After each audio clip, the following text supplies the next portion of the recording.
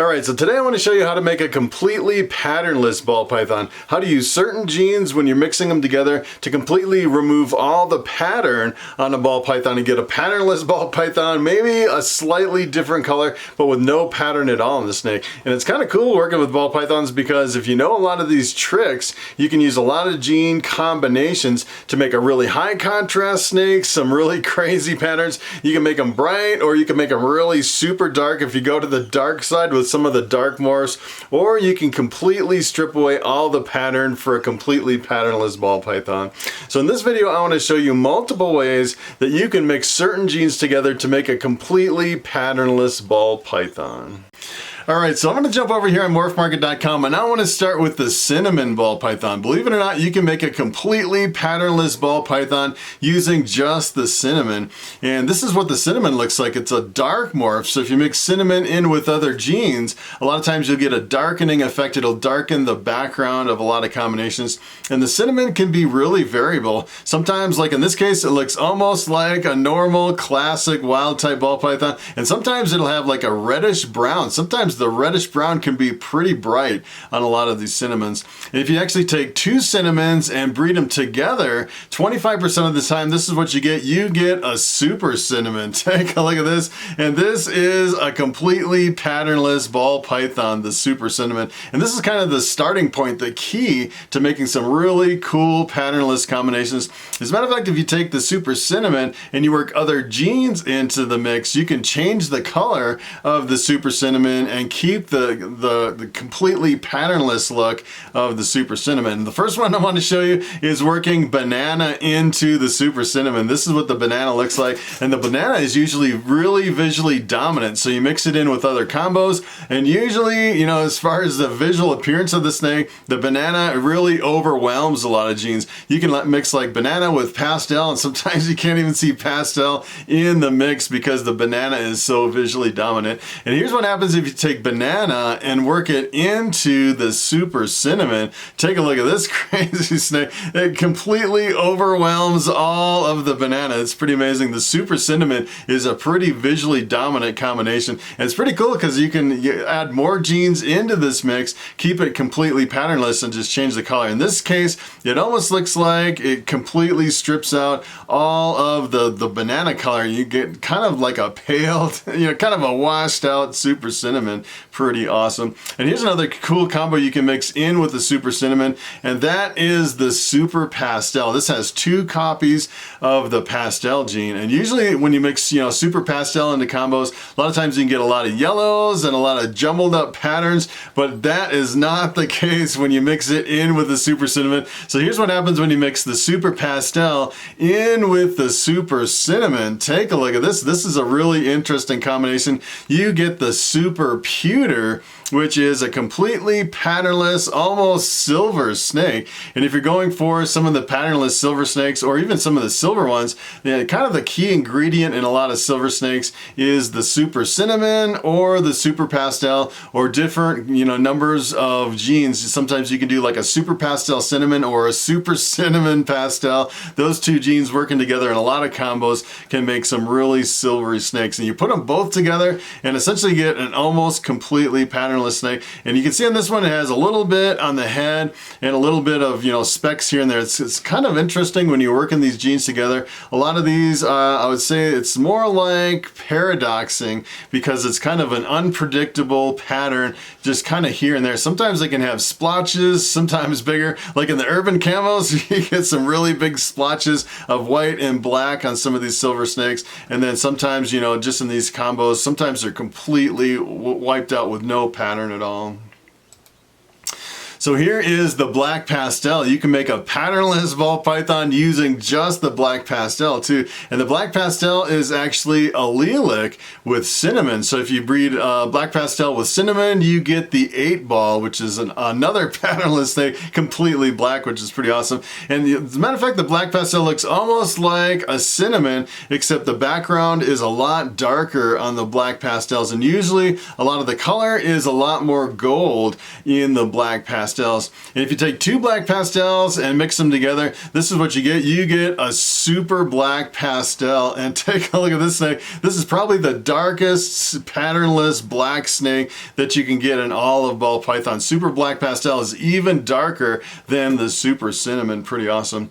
And you can actually work some other genes into this. So take a look at this. You can actually work pinstripe into it, which is really awesome. Pinstripe's one of my favorite genes because it's a really super gold color. Some of them are almost like a fluorescent gold. If you actually see some of these pinstripe hatchlings, they are pretty amazing. And usually with a lot of pinstripes, it's really visually dominant too. So a lot of times you can see a really strong influence of the stripe coming right down the back of the pinstripe. And here's what happens if you work pinstripe into the super black pastel. And take a look at this. This is a really awesome snake. Essentially what you're doing is you're turning the snake into kind of this gold color of the pinstripe, but you're removing all the pattern. Probably one of my favorite combos as far as a completely patternless ball python, because I really love the gold snakes. And this one is, matter of fact, this one's probably pretty expensive because the super black pastel pied is the panda pied. So keep in mind the panda pied is kind of a rare combination. Not a lot of people work with it, and usually they sell for thousands of dollars. It's like a completely black and white pied with splotches of really high intensity black and white. Really a pretty rare combination. So this one, I'm guessing this one's pretty expensive. Yeah, this one actually sold for $1,000 because this has the super black pastel and it's 100% het pied. You're like one copy of the pied gene away from the panda pied, and it actually has pinstripes. So you're working pinstripe into the panda pied, which would be pretty cool. So here's another way you can actually make a completely patternless ball python, and that is the champagne. And a lot of champagnes just by itself are completely patternless, and some of them have little spots and patterns right down the top, but it's one of the challenging things working with champagne. Usually when you mix other genes into it, a lot of times you'll get a completely patternless ball python, unless you're actually trying to make patternless ball pythons. Then it's the perfect gene to actually getting into some of these combos. So I wanted to show you working different genes into the champagne, and I found one that was pretty awesome that actually worked butter and leopard both into the champagne. This is one of my favorite combos, the butter leopard, the leopard and the lesser slash butter. A lot of people think the lesser and the butter are pretty much different lines of the same gene, and if you work leopard with lesser or leopard with butter, essentially what you get is, a lot of times, I'd say most of the time, you get a snake that has a really strong stripe right down the back of the snake. And a lot of times the leopard will really darken the background too. So you can see the leopard is working with the butter to produce the stripe, and it's also working with the combination to produce a really dark line background right here. This is a really awesome combination. I'm sure these aren't very expensive. This would be one I'd be interested in picking up for my collection. Only 200 bucks. That is a pretty awesome snake. So this one happens if you take the butter and the leopard, butter leopard, and you mix it in with champagne. Take a look at this. This is pretty crazy because it almost looks like it has pinstripe in the mix. You know, I'm kind of going for the gold combinations. It's really surprising that you take those two genes together with a really dark background and a high contrast with a stripe right down the back, and you mix it in with champagne, and the champagne is so visually dominant that it completely wipes out all the genes and leaves a patternless snake. Pretty amazing. So this is kind of another way you can go with a completely patternless snake. You can use a bamboo. As a matter of fact, this is a picture of Bobby that I have around my neck at the beginning and the end of every video. The bamboo is actually in the blue-eyed leucistic complex. So if you take a bamboo and you breed it to anything else in the blue-eyed leucistic complex, like the Russo, the Lesser, the Mojave, the Mystic, the Phantom, the Special, the Mocha, the whole list of all those genes, you end up with an all-white snake with blue eyes, known as a blue-eyed leucistic. Take a look at this. This is a completely patternless all-white snake, which is pretty awesome. And a lot of times they'll have blue eyes to a more or less degree. Some of them are super bright blue eyes, and some of them you can almost hardly tell that the eyes are blue. Some of them are really super dark. And when you're working other genes into the blue-eyed leucistic, I'd say it's almost impossible to get stuff to bleed through a blue-eyed leucistic. It is so visually dominant. I could show you just, know, I've actually done videos. Let's see what all these different genes mix into blue-eyed leucistic. And it doesn't matter what gene you mix in there, in most cases, you end up with a completely patternless all-white snake. But there is a couple things you can do with a blue-eyed leucistic, which is pretty cool. And one of them is you can work albino into a blue-eyed leucistic. And I'd say as far as visual dominance, I'd say the albino and the champagne are probably on the top of the list as far as dominating the visual appearance of a lot of snakes. Usually champagne, you can always see that there's champagne in there, and you mix anything with albino and the albino really dominates. You usually end up with a yellow and a white snake with a kind of a jumbled up pattern, working anything else into the albino. And here's what happens if you work albino into a blue-eyed leucistic. Take a look at this. The all-white snake even dominates the albino, which is pretty amazing. I'd say it's probably the only gene that really can visually dominate the albino. But the kind of interesting thing is you end up with red eyes.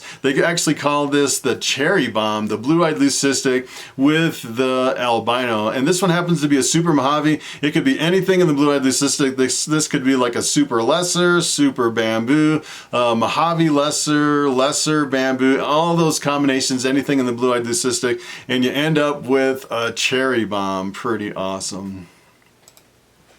So here's another thing you can actually do with the blue-eyed leucistic, which is kind of, well, there's not a whole lot you can actually do with an all-white snake, but one of the things you can do, you can add albino, or you can strip away all the scales, which is kind of one of the newest things. This actually happens to be a blue-eyed leucistic super microscale. So essentially what the super microscale does is it strips away all the scales from the ball python. You're left with a completely scaleless ball python. And kind of the interesting thing is there's two different lines of scaleless ball pythons. There's the scaleless head. If you get the super scaleless head, you produce an all completely scaleless ball python. And then there's the microscale. And if you breed two microscales together, you get the super microscale. It also removes all the scales from the ball python. But one of the differences between the two, if you actually make the super that is completely scaleless, you'll notice on the super microscale, you don't have any of the heat pits on the front of the head. Usually on the head of the ball python, you have these little heat sensing pits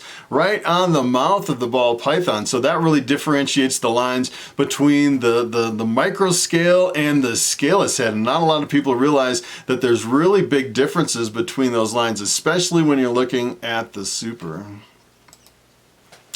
So take a look at this one. Sometimes you can just randomly mix genes together and get a completely patternless ball python. And sometimes it's not, you know, using certain genes as a base and then adding other things on top of it. And so I just kind of randomly stumbled on this one. This is actually the Black Pastel Mojave GHI. And this one's kind of interesting because the Mojave GHI normally produces mostly a patternless ball python with kind of a dotted line right on the back. Sometimes it's like super black and then have kind of a dotted line right on the top. And then you add the Black Pastel to it, and somehow all these genes interact to completely strip away all the pattern and gives you a really interesting gray, like a solid gray snake. That is pretty amazing. And here's another one. If you just kind of randomly mixing genes together, take a look at this one. This is a completely patternless snake, and sometimes you're just kind of scratching your head. Sometimes you can, on purpose, you can mix genes together and make a completely patternless snake, and sometimes you just mix a whole bunch of genes together and you randomly will get a patternless snake.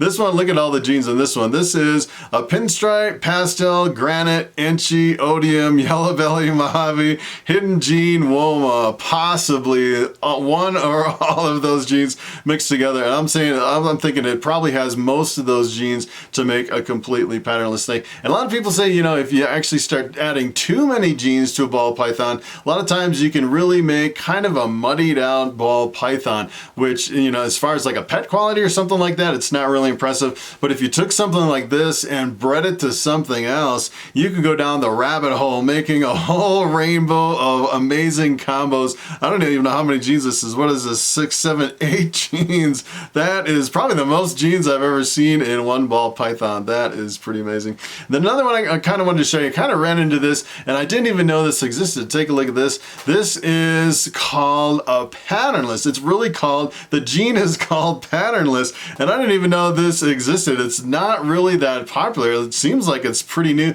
It looks like it's been out for a while, and I'm not exactly sure why there's not that many examples over here on Morphmarket. It's kind of an interesting gene. They call it patternless, and it is a recessive gene. So you have two heads, you bring them together, and you get a completely patternless ball python. And take a look at this. I wanted to show you just what was over here on Morphmarket, and you get het patternless. It's a het VPI patternless. Looks completely normal. So you're not really starting with any genes, mixing them together, trying to get a patternless. This is really a patternless ball python working genes into it. And there's only one for sale here for $10,000. You know, when it's really high, really expensive, a lot of people, you know, it's kind of new on the market. It's not really that popular. And kind of the interesting thing that I like to see, I can't really see the potential of a lot of these new genes until you start mixing other genes into the mix. So I'd really like to see, like, you know, 10 or 15 or maybe 20 genes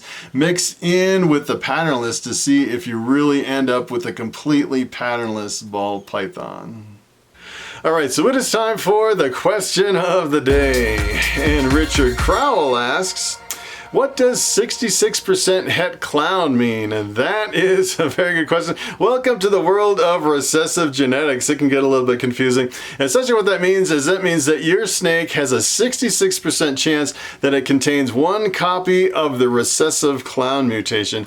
And when it comes to recessives, you need two copies for a visual. So if you take a visual clown, one that looks like a clown, and you breed it to something else, it transfers one copy of the clown to all the offspring. All the offspring will look normal. They won't look like clowns. They'll just contain one copy of the recessive clown mutation. And we know they're 100% because of the pairing, so we call those 100% het clowns. Now, to get a 66% het, essentially what you're doing is you're taking two 100% hets and you're breeding them together, and you'll get some visual clowns, but the ones that aren't visual end up as being 66% het for clown, because they have a 66% chance based on the pairing and the statistics that they can actually get one copy of the clown mutation. So that is pretty much it. Thanks for watching, and I will see you in the next video.